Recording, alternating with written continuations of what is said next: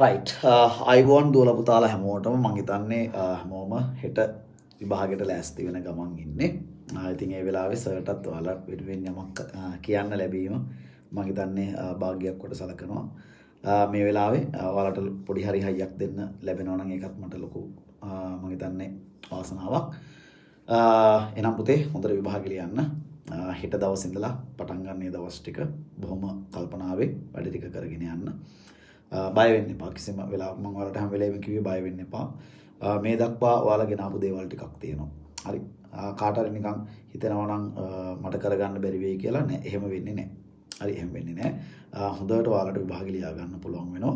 ඉතින් ඒ නිසා ඒ හයිය ගන්න, ඒ ශක්තිය ගන්න, ඒ ධෛර්යය ගන්න. කාගේ හරි හිතේ චූටි හරි හීනමානයක් තියෙනවා නම් පොඩි හරි බයක් තියෙනවා නම් ඒකත් දැන් නැති කරගන්න. මොකද අපි අවුරුදු 11ක් නිකන් හිටියේ නෑ පුතේ. ඒ වගේම අපි පසුගිය අවුරුදු කීපෙම අපි වැඩ කළා. ඉතින් ඒ වගේ ඔයාලා ඉගෙන ගත්ත දේවල් තියෙනවා, පේපර්ස් කරපු දේවල් තියෙනවා. ඉතින් ඒ නිසා අන්තිම තප්පරේ වෙනකල්ම වැඩ කරන්න. හරි. ඉතින් අතාරින්න එපා මේක. මොකද අපි ජයග්‍රහණයක් වෙනුවෙන් වැඩ කළේ. ඉතින් අපේ දරුවන්ට කවදාවත් වරදින්න විදියක් නැහැ. මොකද අපි බොහොම හෘදයාංගව හදවතින්මයි හැමදේම කරන්නේ. ඉතින් ඒ නිසා මම හිතන්නේ මගේ දරුවන්ට වරදින්න විදියක් නැහැ. ඒ නිසා මගේ පුතාලා හොඳට විභාගෙ ලියන්න හෙට. ඉතින් හෙට ඉර පායන්නේ. හරි. ඔයාලට අලුත් දවසක් උදා වෙලා වගේම ඔයාලගේ අනාගතය ලස්සන කරන ඉර උදාවක් හෙට ඉඳන් පායන්නේ. ඉතින් හැම ආශිර්වාදයක්ම තියෙනවා. ඒ ආශිර්වාදයත් එක්ක ඔයාලා විභාගෙට ලියන්න හොඳට ලියන්න. හරි කල්පනාවෙන් ලියන්න. හරි. හැම තප්පරයකම සර් ඔයාලත් එක්ක ඉන්නවා. හැම වෙලේම හෙට ඉඳලා හරි හැම තප්පරේම ප්‍රාර්ථනාව ඔයාලට ජය ලැබෙන්න, ජයග්‍රහණය ලැබෙන්න කියලා. ඉතින් ඒ හයිය, ශක්තිය, ධෛර්යය හරි අම්මා අපච්චිගෙන් වගේම සර්ගෙනුත් ඔයාලට ලැබෙනවා. ඉතින් ඒ නිසා බය වෙන්න එපා. හරි බය නැතුව හොඳට ලියන්න. මේ දවස් ටිකේ කල්පනාවෙන් ලියන්න. හොඳ අනාගතයක් ඒ වගේම ඔයාලට හොඳ රිසල්ට් එකක් ලැබිලා ප්‍රතිඵල එන දවසට සර් මටත් ඒ එකක් තියෙනවා. ඒ 9ක් තියෙනවා. කියලා කියනවා අහන්න බොහොම ආසාවෙන් සර්ුත් ඉන්නවා කියලා හිතේ කොනක තියාගන්න. ඉතින් කිව්වා වගේම හැමදේම ලෑස්ති කරගන්න. හරි ඩෙන්ටි කාඩ් එක අරගෙන යන්න. ඒ වගේම ඇඩ්මිෂන් එක අරගෙන යන්න. ඒවා තියෙනවද කියලා බලන්න. පෑන් සෙට් එක හරි ඒ ඔක්කොම ටික ලෑස්ති කරගන්න. හරි. එතකොට ඒ හැම දෙයක්ම ලෑස්ති කරලා අද පාඩම් කරලා බොහොම සන්තෝෂෙන් නිදා ගන්න. හෙට උදේ නැගිටලා හරි ඒ අදාළ විෂයට ටිකක් බලා ගන්න. මේ දවස්වල ගොඩ නිදි මරන්න ඕනේ නැහැ. හරි.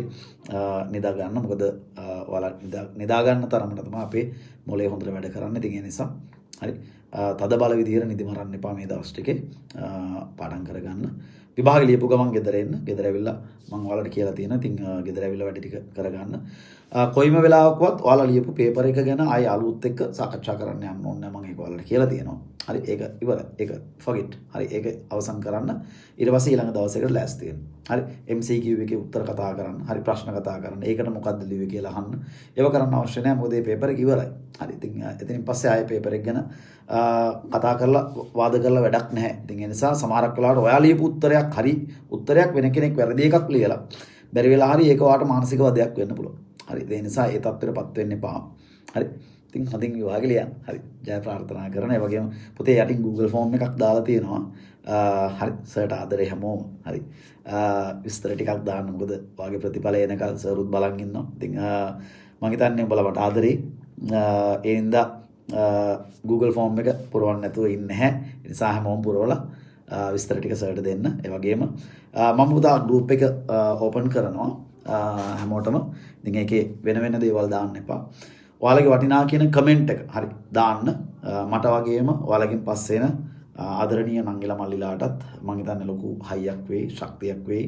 මට ලොකු හයියක් වෙයි, ශක්තියක් වෙයි. උඹලා ඉගෙනගත්තු දේවල් උඹලට සයන්ස් වේ එක කොච්චර දුරට ශක්තියක් ධෛර්යයක් වුණාද කියන එක හරි චූටි වචන කීපයකින් දාන්න.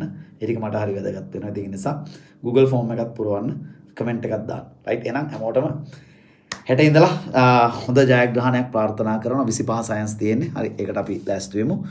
එහෙනම් හැමෝටම ජය වේවා, ජයෙන් ජය ලැබේවා. මේ ලෝකේ සියලු ශක්තිය, ධෛර්යය එකට කැටි වෙලා ඔබට ලැබෙන්න ඕන කියලා ප්‍රාර්ථනා කරනවා. එහෙනම් අයුබෝවන් පුතේ. ජය වේවා.